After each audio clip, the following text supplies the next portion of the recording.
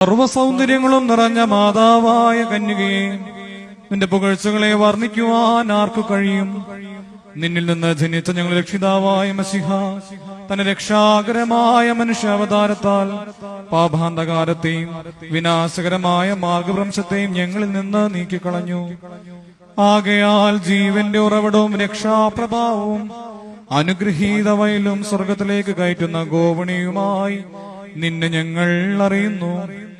ഞങ്ങൾ വിസ്മയഭരിതരായി ഇപ്രകാരം കീർത്തിച്ചു പറയുന്നു: മാലാകമാരുടെ നാഥൻ അധിവസിച്ചതായ ജഡീകരഥമേ, നീ ഭാഗ്യവതിയാകുന്നു.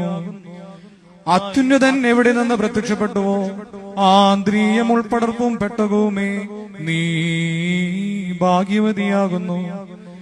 കൃപ നിറഞ്ഞവളെ, നിന്റെ പ്രാർത്ഥനയാൽ നിന്റെ ഏകജാത ഞങ്ങളുടെ പാപങ്ങൾക്ക് പരിഹാരമുണ്ടാക്കുകയും ദയവോടെ ഞങ്ങളുടെ കുറ്റങ്ങൾ മായ്ച്ചു കളയുകയും ചെയ്യണമേ. ഭൂമിയിൽ നിന്ന് കഠിന ശിക്ഷകളെ മായ്ച്ചു കളയണമേ. കലഹങ്ങളെ നീക്കി സമാധാനം പാലിക്കണമേ. ക്ഷാമങ്ങളെയും വസന്തങ്ങളെയും പൈശാചികമായ എല്ലാ ഉപദ്രവങ്ങളെയും ഞങ്ങളിൽ നിന്ന് വിരോധിക്കണമേ.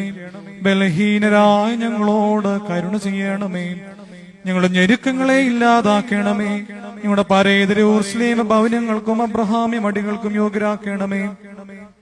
പരിശുദ്ധയായ ദൈവമാതാവേ, നിന്നിൽ നിന്ന് ശരീരമെടുത്ത പുത്രനും അവന്റെ പിതാവിനും പരിശുദ്ധാത്മാവിനും ഇപ്പോഴും എപ്പോഴും എന്നേക്കും സ്തുതിയും സ്തോത്രവും സമർപ്പിക്കുന്നു. ഹോശോ വബ്ഖോല സുബാൻ ലെവൽ മീൻ പാറക്കുമോ.